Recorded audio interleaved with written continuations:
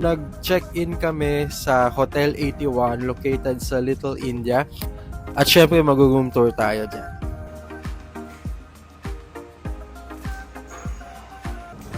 Ito na.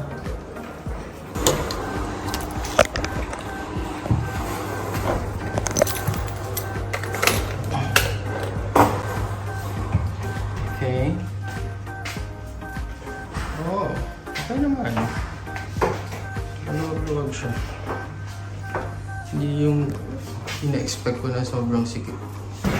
Ouch! There's the bed.